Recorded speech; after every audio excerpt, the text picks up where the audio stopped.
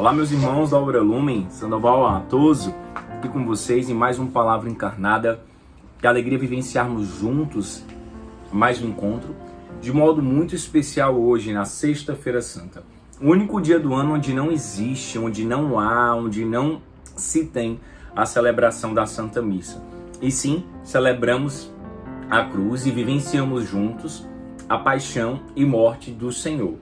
Então você que está escutando aqui a gente, você que está em unidade, a alegria imensa viver com você esse mistério, é uma felicidade enorme em participar desta contemplação. O dia de hoje é um dia de silêncio, é um dia de escuta, é um dia de vivenciar, de refletir, é um dia realmente de penitência e somos convidados a vivenciar o jejum e a abstenção da carne para que possamos tentar experimentar dessa graça que é o sacrifício, que é a morte do nosso Senhor Jesus e a sua obediência. Então você das nossas casas, você dos nossos sítios, sinta-se muito acolhido e saiba que mais do que o Palavra Encarnada, nós estamos unidos também por esse mistério, por essa graça do carisma. Como o dia de hoje ele é um pouco, vamos dizer assim, complexo, nós não meditaremos no Evangelho, até porque o Evangelho ele é muito longo, muito corrido, mas nós vamos meditar na primeira leitura. Então estamos reunidos em nome do Pai, do Filho e do Espírito Santo. Amém. Vinde, Espírito Santo, enchei os corações dos vossos fiéis e acendei neles o fogo do vosso amor. Enviai, Senhor, o vosso Espírito, e tudo será criado, e renovareis a face da terra. Oremos. Ó Deus, que instruíste os corações dos vossos fiéis com a luz do Espírito Santo, fazei que apreciemos retamente todas as coisas segundo o mesmo Espírito, e gozemos sempre de sua consolação. Por Jesus Cristo, Senhor nosso.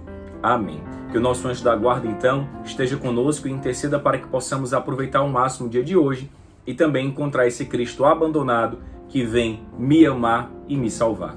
Santo anjo do Senhor, meu zeloso guardador, se a ti me confio a piedade divina, sempre me rege, me guarda, me governe, me ilumine. Amém. A leitura de hoje, então, é a primeira, retirada do livro de Isaías, capítulo 52, versículos 13 ao 53 e 12. Então, vamos juntos meditar a chamada leitura do servo sofredor e nos encontrar também nessa narrativa. Ei-lo, o meu servo será bem-sucedido. Sua ascensão será ao mais alto grau. Assim como muitos ficaram pasmados ao vê-lo. Tão desfigurado ele estava que não parecia ser homem ou ter aspecto humano. Do mesmo modo, ele espalhará sua fama entre os povos. Diante dele, os reis se manterão em silêncio, vendo algo que nunca lhes foi narrado e conhecendo coisas que jamais ouviram. Quem de nós deu crédito ao que ouvimos? E a quem foi dado reconhecer a força do Senhor? Diante do Senhor ele cresceu como renovo de planta, ou como raiz em terra seca. Não tinha beleza nem atrativo para o olharmos, não tinha aparência que nos agradasse. Era desprezado como o último dos mortais, homem coberto de dores, cheio de sofrimentos. Passando por ele, tapávamos o rosto. Tão desprezível era, não fazíamos caso dele. A verdade é que ele tomava sobre si as nossas enfermidades e sofria ele mesmo nossas dores. E nós pensávamos fosse um chagado, golpeado por Deus e humilhado.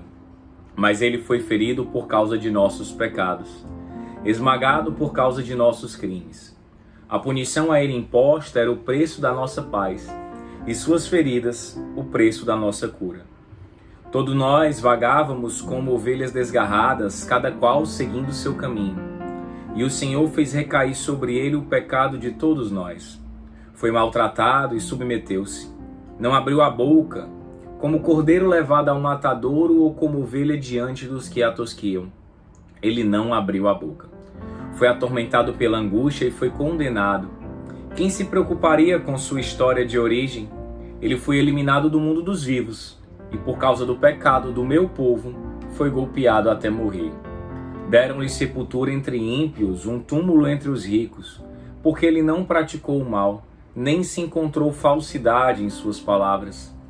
O Senhor quis macerá-lo com sofrimento, oferecendo sua vida em expiação. Ele terá descendência duradoura e fará cumprir com êxito a vontade do Senhor. Pois essa vida de sofrimento alcançará a luz e uma ciência perfeita. Meu servo, o justo, fará justos inúmeros homens, carregando sobre si suas culpas. Por isso compartilharei com ele multidões, e ele repartirá suas riquezas com os valentes seguidores, pois entregou o corpo à morte, sendo contado como um malfeitor.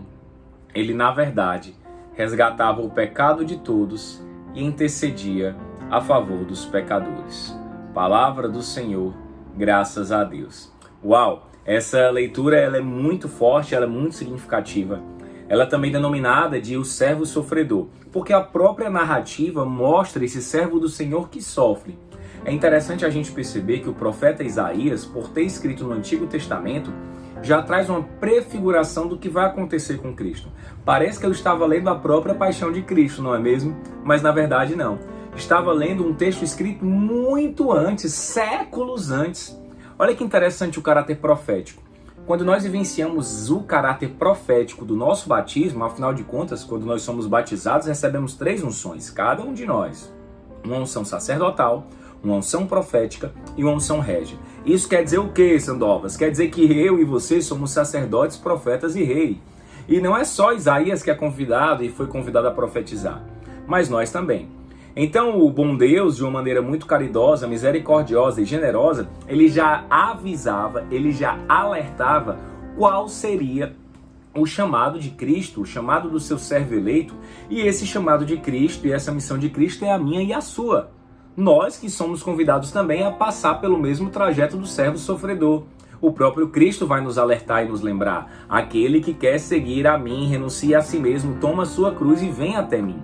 Hoje somos convidados a mergulhar, a alegrar e abraçar a nossa cruz. Nossa cruz que pode ser uma pessoa, nossa cruz que pode ser uma situação, nossa cruz que pode ser uma doença, nossa cruz que pode ser tudo aquilo que o bom Deus sonhou para a minha purificação e a sua. Sonhou e permitiu, porque muitas das permissões do Senhor, na verdade, elas não nascem do seu sonho primeiro, mas elas aparecem na nossa vida para nos configurar o Cristo. Então hoje é o dia de alegrarmos e exultar a Santa Cruz de Deus, adorarmos ela que se manifesta na minha vida e na sua, nos nossos abandonos. Cristo abandonado na cruz, Cristo sofredor na cruz, faz isso para me amar, para acolher o meu sofrimento, para mostrar para mim o quanto eu sou querido. Hoje é o dia do amor, um amor que se materializa, meus irmãos, um amor que toma forma, um amor que se encarna, um amor de cruz, mas que não acaba aí, que nós confiamos na ressurreição. Então ele vai dizer: a sua ascensão será o mais alto grau. E aquela ideia de Cristo, né? Os humilhados serão exaltados. Então o mais alto grau do sofrimento é o mais alto grau da ascensão. Essa ascensão literal, porque Cristo ele sobe, ele é levado primeiramente na cruz, para depois ser elevado aos céus. Assim também devemos buscar, assim devemos ser. Assim como muitos ficaram pasmados ao vê-lo, tão desfigurado ele estava.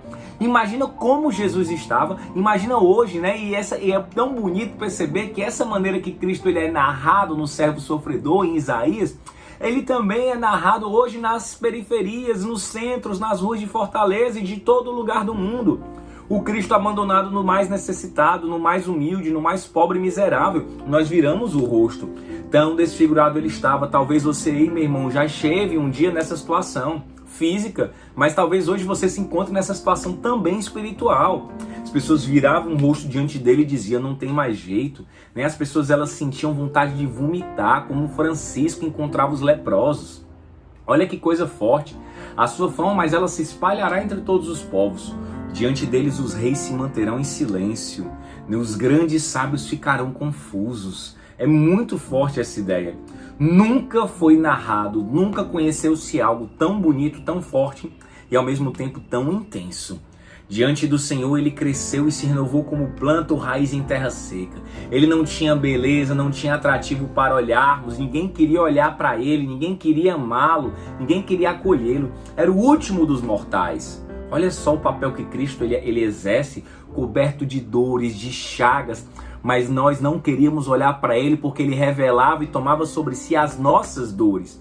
Então encontrar o abandonado, contemplar a cruz de Cristo, contemplar o irmão mais sofredor, também é contemplar a minha miséria e a sua. E não é porque você já saiu dessa situação de rua, não é porque você já vivenciou e superou um vício, não é porque você já está num outro nível de intimidade com Deus que isso passou, meus irmãos. Devemos ser vigilantes. A verdade é que ele tomava sobre si as nossas enfermidades, as suas dores eram as nossas dores. Nós pensávamos que era uma pessoa maltratada, rejeitada, amaldiçoada por Deus, mas era justamente o contrário. E ele foi ferido por causa dos nossos pecados. Todas as vezes, quando nós vamos fazer o ato de contrição, eu gosto de imaginar eu crucificando Cristo. Não para gerar em mim sentimentos ou emoções, mas para eu ter essa certeza de que foi pelos meus pecados que ele fez e que ele se renova. Nós andávamos como ovelhas desgarradas. Talvez hoje você se encontre nessa situação da sua caminhada, cada qual seguindo o seu caminho. Mas ele, quando é levado na cruz, faz com que todos nós olhemos para a mesma direção. E alcançados por esse sacrifício de amor, nos percebemos amados, perdoados e renovados pelo Cordeiro sem mancha. Todos nós vagávamos como ovelhas desgarradas, e o Senhor fez cair sobre ele o pecado de todos nós. Foi maltratado, mas não abriu a boca. Quantas vezes eu e você reclamamos na nossa casa, nas nossas casas, na missão, no serviço, mas Cristo, ele não abre a boca. Ele vive em si, ele acolhe. Atormentado pela angústia, ele foi condenado. Quantas vezes nós também somos condenados e a gente vai querer confiar em outros tipos de justiça? Temos que lutar sim pela justiça nesse mundo. Temos que fazer sim a justiça nesse mundo. Mas confiar acima de tudo na justiça de Deus. Quem é que se preocuparia com a sua história? Ele foi eliminado do mundo dos vivos e foi golpeado até morrer. Como um cordeiro levado ao matador, uma ovelha diante das que tosquiam, das que tiram a sua pele, ele se manteve inabalável. E é interessante que deram sepultura entre os ímpios, um túmulo entre os ricos. Jesus vai ser colocado ali quando ele morre, justamente numa sepultura. Os judeus, na sexta-feira, era o dia de preparação para o sábado. O dia sagrado para os judeus é o sábado, o Shabá, que é o sétimo dia, o dia que o Senhor descansou. E para nós cristãos, o dia sagrado é o domingo, que é o dia da ressurreição. E aí os judeus, eles contavam o dia a partir do pôr do sol. Então, quando o sol se pusesse na sexta-feira, já iniciava o sábado santo. E os judeus, eles fazem pouquíssimas coisas no sábado, como é o dia sagrado, eles não trabalham e tal. Então, normalmente, quando a pessoa é crucificada, ela passava muito tempo para morrer. A crucificação era uma morte cruel, era a morte para os malfeitores, era a morte pior que havia no Império Romano, porque você morria era asfixiado. Então, você pendurado na cruz ali, naquele momento, o que fazia a pessoa morrer era a falta de ar. Então, a pessoa, quando ela estava pregada, ela puxava o ar, doía muito o corpo todo. Então, ela não queria aos poucos não puxar o ar, porque era muito sofrimento, muito doloroso. O que vai acontecer então? Como Cristo já estava bem golpeado mesmo, as pessoas passavam semanas ali penduradas na cruz, o que eles fazem? Eles quebram as pernas dos ladrões, porque quebrando a perna o ladrão já não pode mais puxar o ar, e eles morrem logo em seguida. E quando vão quebrar as pernas de Cristo, já percebem que ele está morto ali. Ele já chegou muito debilitado na cruz. Para verificar que ele estava morto, então um soldado com a lança transpassa o seu peito, jorra sangue e água, e esse soldado tem experiência. Por conta do sábado santo, eles pedem para tirar o corpo da cruz e sepultar rapidamente. Então foi muito rápido que pegaram o corpo ferido de Cristo, colocaram para Maria Pietá, depois vão limpar as feridas, vão enrolar no manto e colocar numa sepultura ali perto, próximo, num jardim, que ainda não havia sido utilizado e inaugurado. Quem vai fazer tudo isso, provavelmente os amigos ali, fariseus de Cristo, que eram boas pessoas, como Nicodemos e outros, certo? Então, você vai ter essa situação aí, José de Arimateia também, que a túmulo era dele. E aí colocam Cristo, e aí um mistério vai acontecer. O servo justo fará inúmeros homens carregando sobre si suas culpas. Compartilharei multidões e ele repartirá suas riquezas com os seguidores, os valentes seguidores. Que nós possamos ser, meus amigos, esses valentes seguidores. E também seguir Cristo até a sua paixão, para contemplarmos e testemunharmos juntos a sua ressurreição. A obra ela vive essa mística, ela vive esse mistério. Que nessa sexta-feira da paixão, nós possamos juntos, então, assim como João, ficar fiel até a morte de Cristo e contemplar Maria Pietá acolhendo seu filho morto, mas com a certeza de que a vida já havia ali. O amor é nossa meta, Cristo é nossa luz. Em nome do Pai, do Filho e do Espírito Santo. Amém.